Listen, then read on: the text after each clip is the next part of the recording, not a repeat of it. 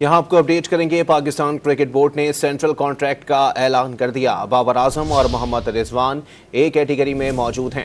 شاہین شاہ افریدی، نسیم شاہ اور شان مسعود کو be category میں رکھا گیا ہے۔ مزید جانتے ہیں ڈاٹ نیوز کے نمائندے غلام مرتضیٰ سے۔ جی مرتضیٰ، مزید بتائیے گا۔ پاکستان کرکٹ بورڈ نے سینٹرل کانٹریکٹ کے لیے 25 کھلاڑیوں کا انتخاب کر لیا ہے اور باقاعدہ طور پہ سینٹرل کانٹریکٹ کا اعلان کر دیا ہے۔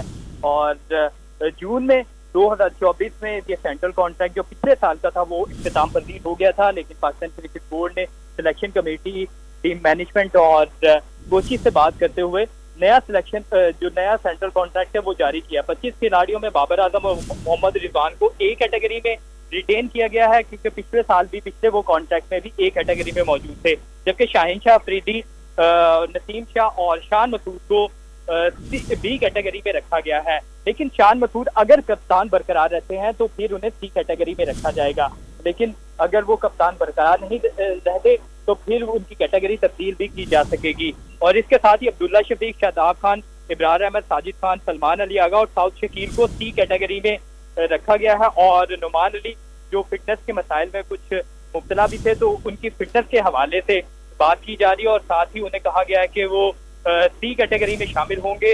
ان کے ساتھ حارث راؤف، سائم ایوب بھی سی کیٹیگری میں موجود ہیں، لیکن اگر وہ فٹنس میں کامیاب نہیں ہوتے، اپنی فٹنس برقرار نہیں رکھ پاتے تو ان کی کیٹیگری بھی تبدیل کی جا سکتی ہے۔ اسی طرح عامر جمال کی بات کی جائے، محمد وسیم جونیئر، محمد حریرہ، میر حمزہ، خرم شہزاد، محمد علی، عثمان خان، عرفان خان نیازی، حسیب اللہ، عباس افریدی اور کامران غلام کو ڈی کیٹیگری دی گئی ہے۔ جی بہت شکریہ غلام مرتضیٰ۔